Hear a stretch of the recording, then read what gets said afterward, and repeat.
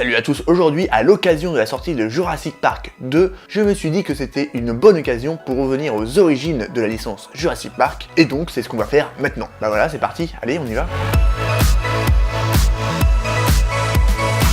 Tout commence en 1989 alors que Steven Spielberg, au bout d'un moment ça va se voir que je suis un gros fan de Spielberg, travaille sur le développement de la série Urgence avec un scénariste qui s'appelait Michael Crichton.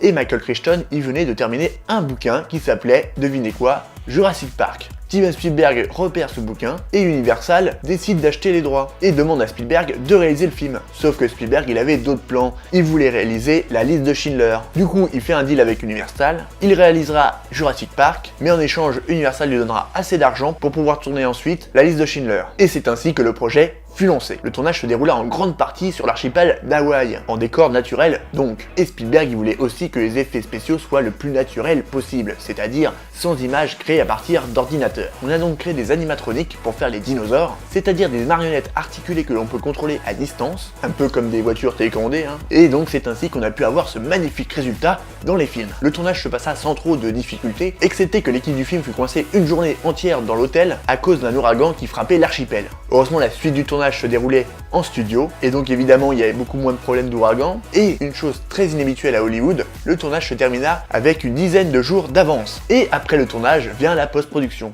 Enfin, non, pas vraiment pour cette fois-ci, puisque la post-production avait commencé bien avant le tournage. En effet, à cause de la complexité du projet, les équipes de post-production avaient besoin de beaucoup plus de temps que d'habitude pour pouvoir développer les effets spéciaux. Et le montage avait aussi démarré un petit peu plus tôt que d'habitude, sachant que le monteur commençait à monter alors que le tournage n'était pas encore fini, et du coup, Steven Spielberg a pu voir un premier montage quelques jours seulement après la fin du tournage. Il donna ses indications à son monteur et sa productrice, et s'en alla commencer la production de la liste de Schindler. Et oui, parce que Spielberg il est super impatient et au bout d'un moment il en a un petit peu marre des dinosaures. Et son ami George Lucas travailla aussi sur la post-production du film, et c'est en voyant le résultat qu'il se dit qu'il pouvait commencer à travailler sur la suite de la saga Star Wars. Et ouais, sans Jurassic Park, pas de menace fantôme. À vous de juger si c'est une bonne chose ou pas. Et c'est donc en 1993 que sortit le tout premier film Jurassic Park. Même si ça a fait un gros carton au box-office, les critiques étaient un petit peu plus mitigées. Et ouais, même s'ils aimaient beaucoup les effets spéciaux, ils trouvaient que le scénario était un petit peu moins bon, surtout par rapport au livre. Et oui, déjà à l'époque, il y avait déjà des gens pour dire « c'est pas comme dans le livre ». Mais dans tous les cas, le film est maintenant passé à la postérité, et il a même eu 3 Oscars,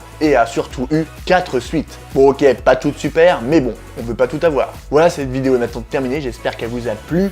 N'hésitez pas à réagir en commentaire, à laisser un petit pouce bleu.